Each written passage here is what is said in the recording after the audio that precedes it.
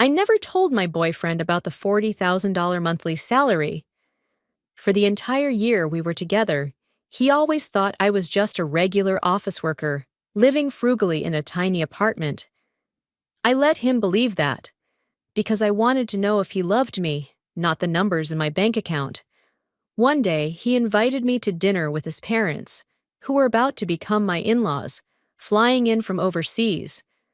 But the moment I stepped through the restaurant door, there was no welcome, only disdain. What happened that night left my future in-laws, Bianca and Thomas, stunned and humiliated beyond what they could have imagined.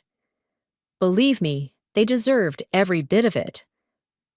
Let me start from the beginning. Let me explain who I really am. Because Robert, my boyfriend, even at 32 years old, still had no idea of the truth about the woman he was dating. To him, I was just Hannah, the girl who left early, came home late, always tired, no fancy dinners, cooking with scraps from the fridge. A basic office worker, probably a secretary, nothing special. And I never corrected that impression. I never said I earned $40,000 a month, that I was already a senior executive at a multinational corporation, signing million-dollar contracts and making decisions that affected thousands of employees. Why would I? Money was never something I wore like a medal on the wall. I was raised by my grandfather to believe that dignity comes from within, and silence is more valuable than empty words. So I kept the truth to myself. I stayed in my modest little apartment, used the same worn leather bag, bought clothes on sale, cooked at home, saved everything, invested everything, quietly built my wealth. Because true wealth doesn't need to be shown off through things. That Tuesday afternoon, when Robert called, his voice sounded different, nervous, like he was worried about something. "Hannah, I need a favor." "Simone, no. My parents are back from overseas. They want to meet you. Saturday night? Fancy restaurant? Can you come?" There was something in his voice that made me uneasy. It didn't sound like a lover's invitation. It was the voice of someone afraid of being embarrassed, afraid of not measuring up, afraid of having to apologize. And that name, Simone. "Do they know anything about me?" I asked calmly. Silence. Then Robert stammered. "I told them you work in an office, live alone, simple, don't have much." That word, simple, felt like a blade, as if my entire life had been reduced to a single pathetic adjective, as if I was some burden that needed justifying. I took a deep breath. "All right. I'll be there." I hung up and looked around the living room. The old but comfy sofa, bare walls without fancy art, the tiny TV. Nothing impressive. I had heard of Bianca and Thomas, his parents, successful, flashy, and a little arrogant. I knew they valued status and background. And at that moment, I made a decision. If my boyfriend thought I was poor, if his parents came with their assumptions, I'd give them exactly what they expected. I would pretend to be poor, naive, desperate, a girl struggling to survive. I wanted to see, if I had nothing, how would they treat me? I wanted to see their true faces, because I suspected something. I didn't doubt Robert's love for me, but if I was going to marry into his family, I needed to know if they were the kind of people who measured human worth by a bank account. Saturday arrived. I wore the worst outfit in my closet. A wrinkled, shapeless light gray dress, the kind sold at thrift markets. Worn-out shoes, no necklace, no watch. I grabbed a faded canvas bag, tied my hair in a low ponytail, looked in the mirror. I looked like someone life had beaten down, but still polite. Perfect for the role I was about to play. I called a taxi and gave them the address. The most upscale restaurant in the city. The kind of place where menus don't list prices, where each piece of silverware costs more than the average worker's monthly wage. On the way there, I felt strange. a mix of nervousness and sadness. Nervous because I didn't know what was coming next. Part of me still hoped I was wrong, hoped they'd be kind, that they'd look past my old clothes. But the other part, the part that had swum with corporate sharks, knew all too well. People like Bianca and Thomas rarely miss a chance to judge others by appearances. The taxi stopped in front of the restaurant. Warm golden lights, a doorman in white gloves, elegant guests stepping inside. I paid. The white-gloved doorman opened the door for me. I stepped down, took a deep breath, and crossed the threshold. At the table near the window, Robert was already standing. Dark suit, perfect tie, polished shoes. He saw me, his brows furrowed slightly, like he was worried about something. Beside him sat Bianca and Thomas, his parents, already at the table. They looked exactly as I had imagined. Bianca wore a form-fitting emerald green dress, sparkling with sequins, a necklace, bracelets, and a diamond ring flashing under the lights. Her black hair was tied up elegantly. Her cold beauty made people hesitant to approach. Thomas was in a flawless gray suit, a large watch, stern face. The two of them looked like they had stepped out of a luxury magazine. But what caught my attention more was the woman sitting next to them, Olivia, a close family friend of Robert's, and the woman his parents once hoped he would marry, sat right beside Bianca. Tight red couture dress, perfectly waved hair, glossy red lips. I walked toward them slowly, small hesitant steps, like I didn't belong. Robert saw me first. His face changed. His eyes widened, scanning me from head to toe, swallowing hard. You said you'd come." His voice was awkward. "Of course, love," I smiled shyly, the smile of someone unfamiliar with places like this. Bianca reached out her cold hand for a limp handshake. Thomas nodded with a fake smile. Olivia glanced at me and smirked. "You're Robert's girlfriend?" "You look like my housemaid." The whole table laughed, and I just smiled back. "Yeah, maybe. But your words don't really match the clothes you're wearing." The air froze for a second. Bianca quickly smoothed things over with a sweet voice. "Oh, Olivia's just joking." She's known Robert since they were kids. I was seated at the far end of the table, the farthest away, like a second-class guest. Robert pulled out a chair to sit next to me, but a light cough, a reminder from his mother, made him retract his hand and return to the seat closer to Thomas. The menu was thick and heavy in French. I opened it and pretended to be confused. Olivia watched me. "Need help?" Her smile didn't reach her eyes. I didn't even have time to respond before Bianca called the waiter, her voice gentle but laced with suggestion. "Please get her something simple, something cheap. She doesn't seem familiar with complicated French dishes." I lowered my head slightly, voice soft and calm. "Thank you, the cheapest dish will be fine." That sentence made Thomas clear his throat, and Robert clenched his hands under the table. Olivia twirled her wine glass. No one said anything. I just watched. When the food arrived, throughout the meal, all they talked about was money. About the $1,000-a-night hotel they were staying in. About the luxury car they rented, just for convenience. About the shops they'd just splurged at. Only a few thousand, not much. Olivia joined in, bragging about her trip to Switzerland with Bianca. "Bianca's mom picked all Hermes bags. I only bought a few Dior dresses. No big deal?" The whole table laughed. No one noticed or commented on how she referred to Bianca as Bianca's mom. Then Bianca turned to me, eyes laced with a bit of pity. "And what about you, dear? What do you do for work again?" I replied softly. "Administration, paperwork, something simple." "Ah," she nodded, half smiling, then exchanged glances with her husband. "Well, honest work. Every job is noble, right?" "Yes." The food came, large plate, tiny portions like artwork. Bianca sliced her $80 steak with surgical precision. "Quality is worth it," she said. "Can't just eat anything." I nodded. Robert tried to change the subject to work. Bianca interrupted. Son, your girlfriend lives alone? Robert nodded. Just a small apartment. Bianca looked at me, faux sympathy. That's tough. At your age, alone like that. Do you make enough?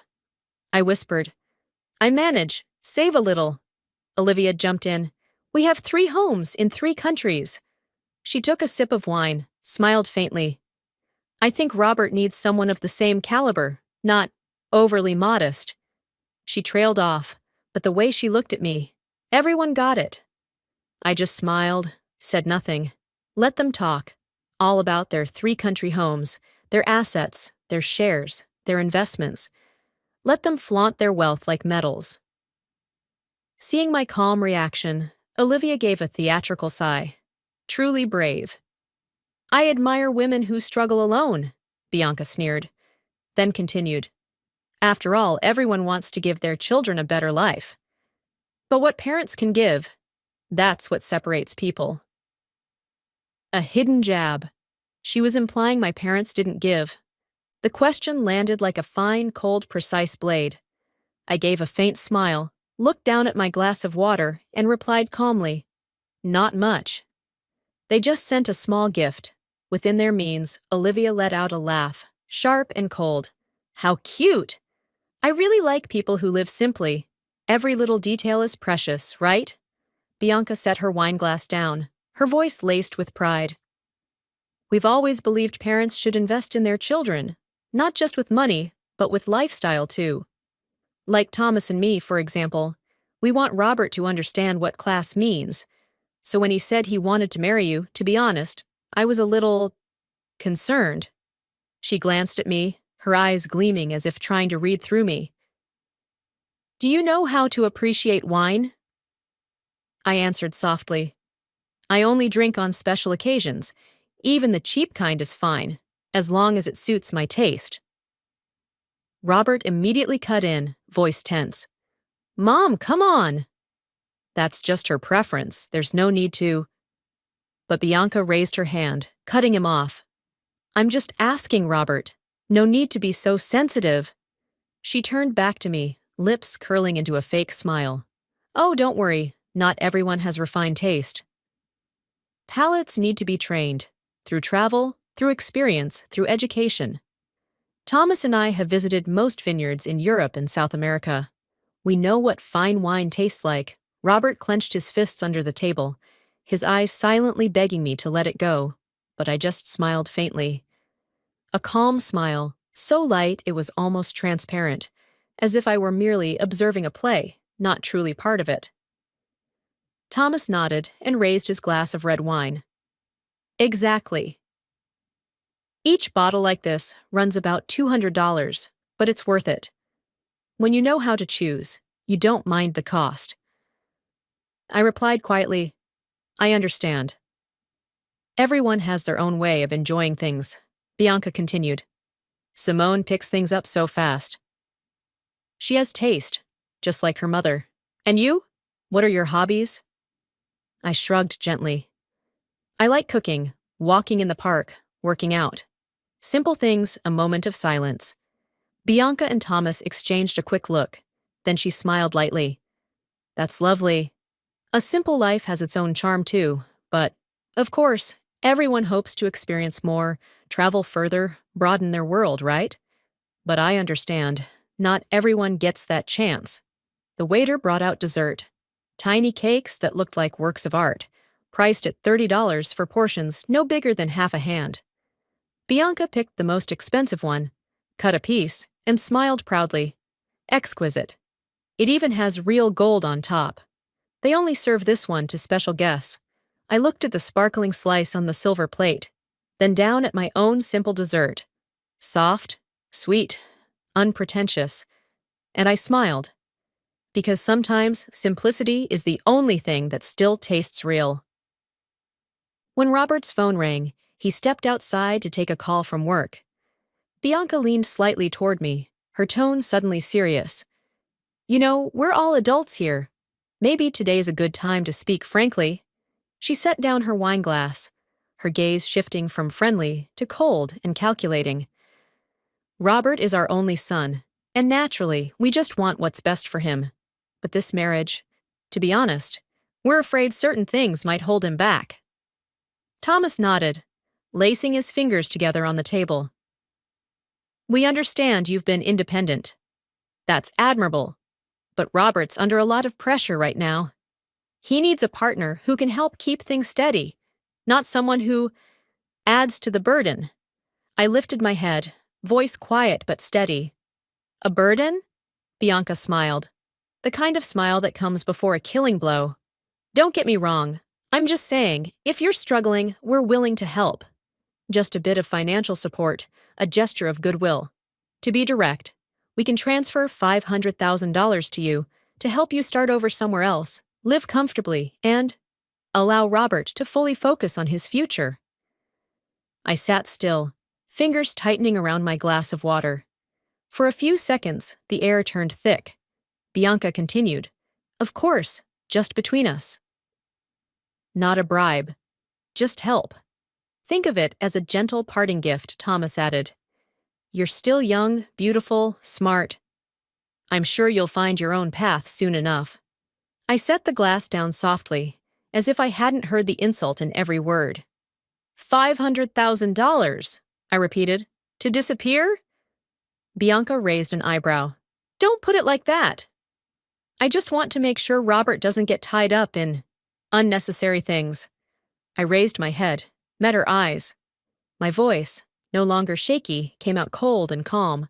That's quite a generous offer. But tell me, when you said unnecessary, you meant me, didn't you? The mood at the table shifted instantly. Thomas cleared his throat. Bianca gave a strained smile. I tilted my head slightly, still composed. I just want to make sure I heard you right. $500,000, just to guarantee that I vanish from Robert's life? Honestly, that number isn't bad. But here's the thing. I paused, eyes fixed on Bianca.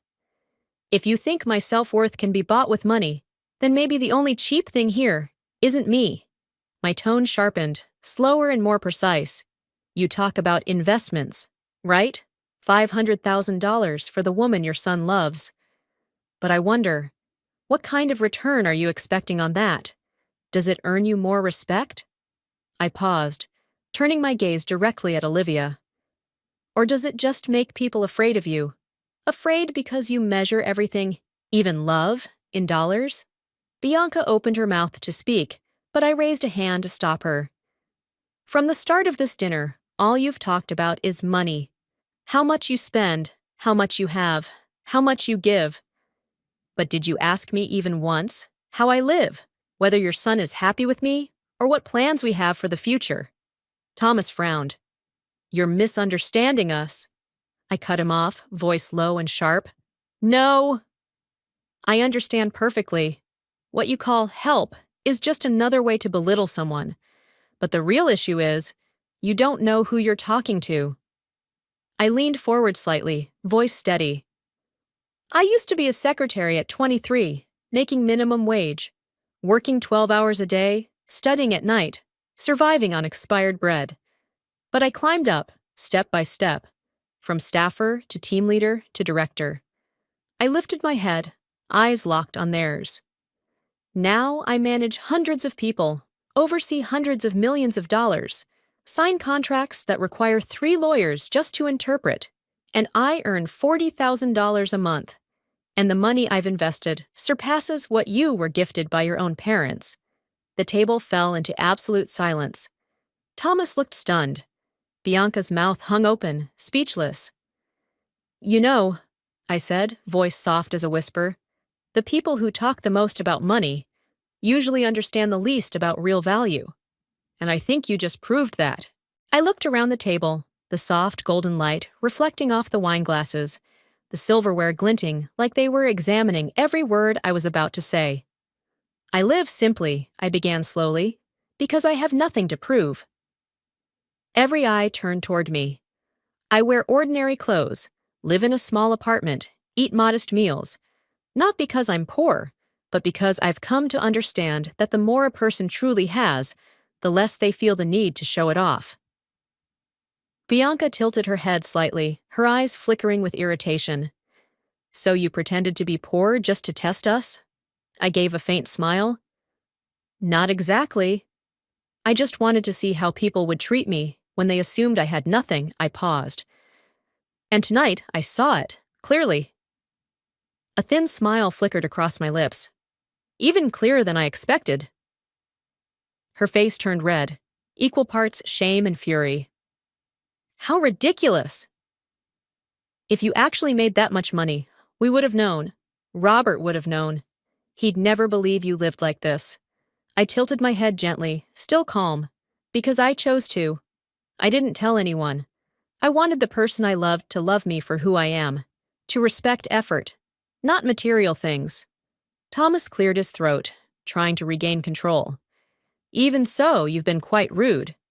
You misread our intentions. I looked directly at him. Did I? Did I misread it when she called me a burden? When she offered me $500,000 just to stop being a problem? When this entire dinner has revolved around money, value, and status? Silence fell over the table. I stood up, set my napkin gently on my plate, and looked at them evenly. Let me tell you something that maybe no one's ever had the courage to say to you. Money doesn't buy dignity, it doesn't buy real education, and it sure as hell doesn't buy genuine love.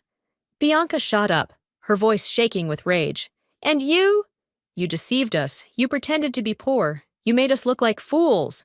I answered, voice cold and clear, every word razor sharp. I didn't make you look like fools. You did that all by yourselves. I took a step back, voice dropping. All I did was give you a chance to show who you really are. And you did that perfectly. Bianca trembled, her face pale. You have no right. Yes, I do. I cut her off. I have the right to be respected. Not because of money, but because I'm a human being. Something the two of you seem to have forgotten throughout this entire meal. I picked up my canvas bag and pulled out a sleek black card with a platinum sheen. I placed it on the table in front of Bianca. This is my company card. No limit. Let me pay for this dinner. Consider it a gift from the poor girl you were so generous to pity. Bianca looked at the card like it was dangerous. The light reflected off the silver letters engraved with my name. Hannah Sterling. Her hand shook as she lifted it. I don't need your money, she whispered. I know, I replied, but I didn't need your pity either. And yet you gave it to me all night. I leaned in slightly, my voice low but steady. Olivia, you once said you admired strong, independent women. So let me ask, have you ever actually worked alone? Without your parents? Without inherited money? Have you ever built anything on your own? The air thickened. Olivia was speechless. Thomas shook his head, trying to reclaim his authority. You're overreacting. We were only trying to help. I tilted my head. Help? Then let me ask. Have you ever truly helped someone without expecting anything in return? I took a step closer to Thomas. If you can name just one time, just once, that you were kind to someone who had nothing, I'll transfer you $1 million. Right here. Right now, Thomas opened his mouth, then fell silent. His face went pale. I nodded slightly. I thought so. Because to you, people only have value if they come with a bank account. The air in the room felt like it was about to explode. Thomas gripped the chair arm tightly, and just then, Robert returned to the table after taking his urgent call. He looked around, sensing the strange tension blanketing the room. What's going on? He asked quietly. I smiled. Nothing, love. Your mother just tried to put a price tag on my worth, and failed. I adjusted my shawl, my voice calm but firm. Dinner was lovely. But I think I should leave now. I turned to walk away when Thomas spoke up. Wait, let us pay. He signaled to the waiter, who approached hesitantly. Would you like anything else? Thomas shook his head curtly. Just the bill. The waiter nodded and disappeared. Bianca sat back down, defeated. Her posture no longer elegant. She sat like someone who had just lost something important. Not money, power. Hannah, she said, her tone softer now, less aggressive. I don't want this to ruin the family. Olivia loves Robert. We only wanted— Wanted what? I cut her off. What's best for your son? By demeaning others? Bianca. But we can fix this, she insisted. Start over. No, I interrupted firmly. We can't. Because now I know who you are, and you know who I am. That truth can't be erased with empty apologies or fake smiles. You treated me like garbage, with pleasure, because you thought you could. Thomas cleared his throat. You were the one deceiving. You started this. Yes, I nodded. I started it because I needed to know. I needed to confirm my suspicions that you're not good people. Money doesn't make you better. You're exactly the kind of people who look down on those with less. Bianca whispered, We're not bad. Maybe not, I replied. But we are different. The waiter returned with the bill, placing it in the center of the table. No one reached for it. Bianca looked at the card on the table, then at me. We won't use your card. We'll pay ourselves, like always. Perfect, I said. Keep the card as a souvenir, to remind you that not everything is what it seems. The woman you've looked down on all night has more than you've ever dreamed of.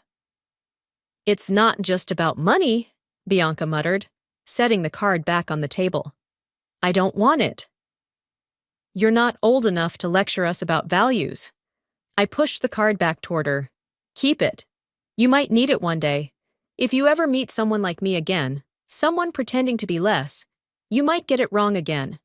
Thomas pulled out his wallet, retrieved a few gleaming gold cards, picked one, and set it on the bill. The waiter took it away. No one spoke during the wait. The silence was heavy, uncomfortable, suffocating. Olivia sniffled quietly. Robert held my hand. Bianca stared at the wall. Thomas checked his phone to avoid eye contact. The waiter returned. Sir, your card has been declined. The whole table froze. Thomas flushed red. That's impossible. Try again. Once more, the machine beeped. Declined. The waiter repeated. Declined. Do you have another form of payment, sir? Thomas's face burned. Can't be. That card has a high limit. He handed over another card. The waiter went to run it. Bianca glanced nervously at her husband. What's going on? No idea, Thomas snapped. Bank error? I nodded, feigning sympathy. Of course. How inconvenient, the waiter returned. Sorry, this one's also declined. Thomas shot up. Ridiculous. I'm calling the bank now. He stormed out of the restaurant. Bianca remained seated, ashamed, humiliated. This has never happened, she murmured. Never. Terrible timing, I said calmly. I guess banks do have a sense of irony.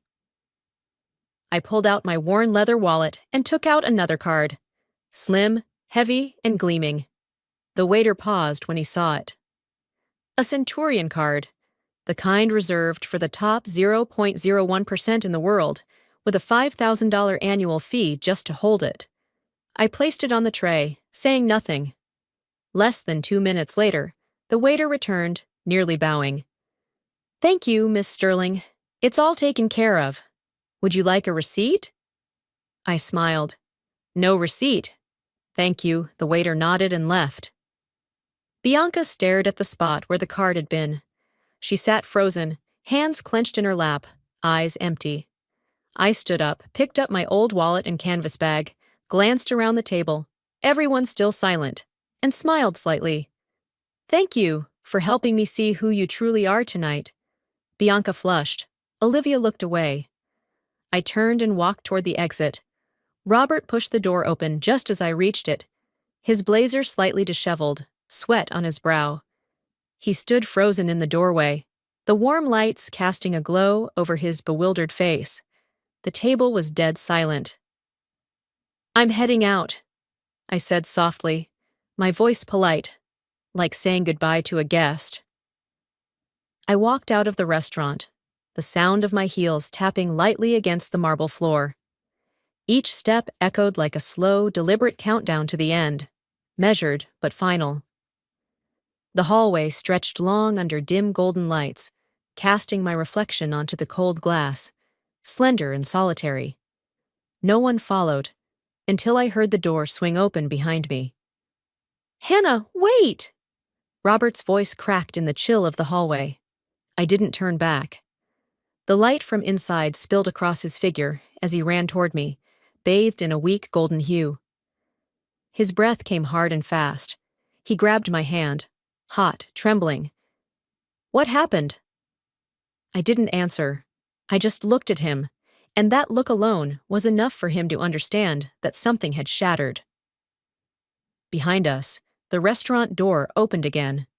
Bianca's voice cut through, quiet but ice-cold. "Robert!" We both turned. She stood there in the glow from the restaurant, elegant coat, red lips trembling with fury. "If you still plan on staying with her," she said, each word carved out with disdain, "then don't expect a single cent from this family." Thomas stepped out right behind her, voice low and hard as stone. "You saw tonight for yourself. She humiliated your mother at the dinner table, turned our entire family into a joke. If you continue this, we'll cut all ties. No inheritance, no company, no name." Robert froze. The light from the restaurant sign hit his face, dividing it in two, one side bright, the other dark. I looked at him and gently shook my head. "Don't say anything, Robert. This is your choice, not mine." My voice was soft but resolute. "I don't want to be the reason you have to choose between the person you love and the people who gave you life." I turned away. Cold wind swept through the corridor, carrying with it the faint scent of expensive perfume lingering in the air. My heels struck the floor, each step heavy but certain, like the sound of a heart sealing off a chapter. Behind me, Bianca's voice rang out one last time, brittle and broken beneath its sharpness. "Robert! If you walk away with her, don't ever come back." I didn't stop. Not once. I only heard Robert standing there, saying nothing, taking no steps, just watching me leave. I left him with a choice, as the final test of love, not measured by money, but by courage. I don't know what he decided that night, or what he did after. I only know this. Some relationships, if you must trade your dignity to keep them, then losing them might just be the most right thing you could ever do. That night, after leaving the restaurant, I called a taxi. The car door closed, sealing me off from the noise of the city. Outside, the streetlights passed across the windows like faint streaks of light, yellow, white, red, intertwining in the night. I leaned my head back against the seat, listening to the wind howling outside. The driver didn't say a word, just softly turned on an old jazz tune. I looked out the window, couples holding hands walking by, strangers laughing together. The world kept moving forward, as if no dinner had ever happened. When the car stopped in front of my small apartment, I paid the fare, gave a quiet thank you, and stepped out. The cool air wrapped around me, and I took a deep breath. I climbed the stairs, one step at a time, unlocked the door, and was immediately met with the familiar scene. The slightly faded gray couch, the small painting on the wall, the plant I had potted last spring. Everything was quiet. Everything was real. No glamour, no performance. I hung my canvas bag on the hook, slipped off my shoes, and sat down on the floor, back resting against the couch. The only sounds in the room were the ticking of the clock and the rain tapping gently against the window. I poured myself a glass of water, sipped slowly, and felt the warmth return to my throat. Everything was so simple, it felt peaceful. It had been a long time since I felt this way, not happy but calm. A kind of absolute quiet that needed no witness, no explanation. I thought, maybe tomorrow I'll go outside, not for work, not for anyone else, just to walk, aimlessly, unhurried, just to breathe and think. The next morning, I put on something simple. Worn jeans, an old beige sweater, the sneakers with thinning soles. I grabbed my keys, locked the door, and stepped outside. The morning air was oddly fresh. I just kept walking, not thinking too much, just listening to the sound of my footsteps blending into the hum of life. At the park near my apartment, I sat down on a wooden bench beneath the trees. In front of me, people passed by, faces plain but radiant. I realized most of them probably weren't rich, maybe just getting by, just enough to eat. But they all smiled. They talked, laughed, hugged each other like it was the most natural thing. They didn't have much, but they had each other. And I thought of Bianca, of Thomas, of the diamonds, the lavish vacations, the endless boasting about class and worth. I wondered, were they truly happy? Or were they just trying to fill a void with the cold shine of material things, things that could never warm a heart? An elderly woman stopped beside me, canvas bag in hand. She sat down and smiled gently. "Beautiful morning, isn't it, dear?" I nodded. "Yes, it is." She reached into her bag, pulled out a piece of bread, and broke it up for the pigeons at our feet. "I come here every Sunday," she said. "This is my quiet time before everything gets chaotic again." I smiled, watching the birds flutter and peck at the crumbs. I understand that feeling. Maybe I needed some quiet today, too. "Tough day?" she asked gently. I hesitated. "A sleepless night. But yes, sometimes one night is enough to change everything." She nodded slightly, her clouded eyes still bright with understanding. "Let me tell you something. You may not need to hear it, but I'll say it anyway. You see those birds?" She pointed. "Some are big, some small, some white-feathered, some gray. But when I throw bread, they all eat together. Not one of them thinks it's better than the others." I chuckled. "Sounds like a metaphor." "No," she shook her head. "That's just the truth.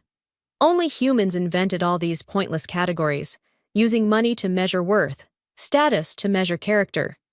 Birds don't do that. They just live." I went quiet. Every word she spoke struck a chord deep within me. She continued. "People keep chasing, comparing, buying, proving, until one day they realize, no matter how much they have, in the end, we all return to dust. Rich or poor, diamonds or worn-out slippers. No one takes anything with them." I exhaled softly.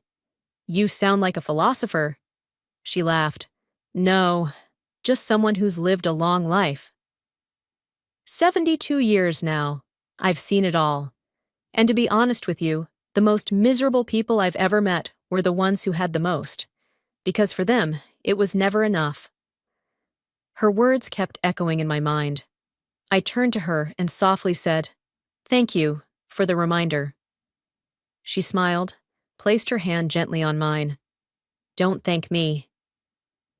Just remember this. It's not about how much you have. It's about how you treat people. That's what truly stays. The only thing that lasts beyond everything else." She stood, gathered her bag, and waved. "Have a peaceful Sunday, dear." I smiled. "You too." I watched her walk away, small, hunched back, old clothes, worn shoes, but wiser than Bianca and Thomas combined. I felt grateful. Grateful for the encounter, the reminder, the powerful truth. I sat there a little longer, thinking, feeling, processing everything, and came to a conclusion. I had no regrets, no words, no actions from last night. Everything had been necessary. It was release. It was honesty. And honesty, even when it hurts, is always the right path. 3 days passed in silence. I didn't receive any calls, no messages, no one knocking at the door. Only the gentle warmth of the small apartment. On Wednesday afternoon, when the doorbell rang, I already knew who it was. I opened the door. Robert was standing there. No tailored suit, no usual confidence. He wore a simple shirt, old jeans, hair slightly tousled, his face hollow like he hadn't slept for nights. "Can I come in?" he asked, voice low. I nodded, stepping aside. He walked in, looking around my place, the white walls, the faded sofa, the potted plant by the window. Nothing luxurious, but everything was clean, tidy, and real. Maybe for the first time, he truly saw where I lived. He sat down on the couch, hands clasped tightly. I didn't say anything, just waited. A long moment passed before he finally spoke. I'm sorry, he said, his voice hoarse. Sorry for the silence. For not asking. For leaving you alone to face my parents. I sat across from him, not rushing to respond. He sighed. That night, when you left the restaurant, I stood between them and realized something. My whole life, I was taught that money is everything. My parents, they used to be poor, truly poor. Rented homes, no food, constantly facing hunger.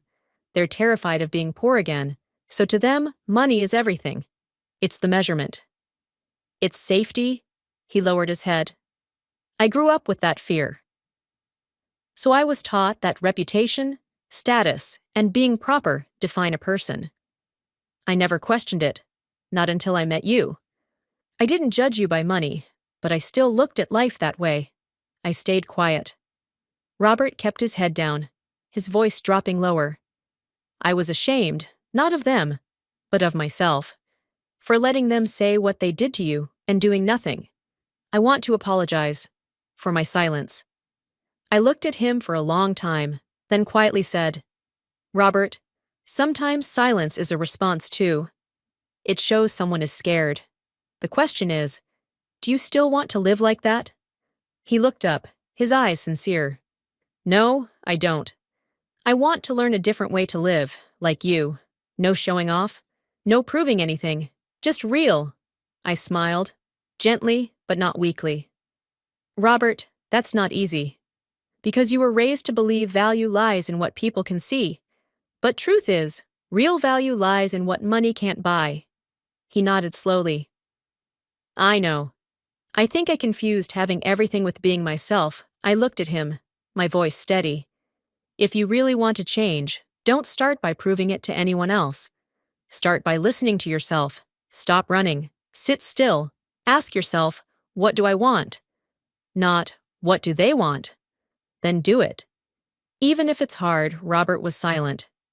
Then he said softly, You always have a way of making things clear. I smiled lightly.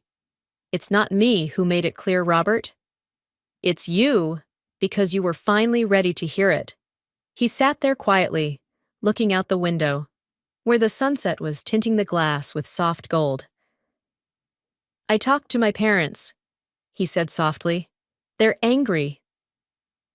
They said you manipulated me, that you're the reason the family is falling apart. I shook my head. No, Robert, I didn't destroy your family. I just shed light on what was already there. He sighed. I know. And for the first time, I'm not afraid. I just feel lighter.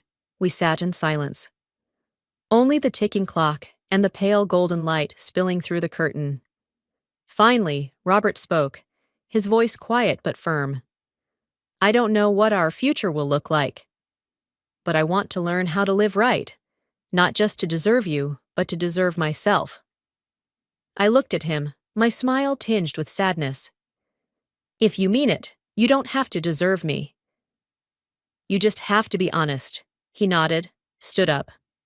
Thank you for not giving up on me, for giving me a chance to become someone worthy. I hugged him. You already are. You just have to believe it. He left, his footsteps lighter. I closed the door, sat back on the old sofa, and looked around the little apartment.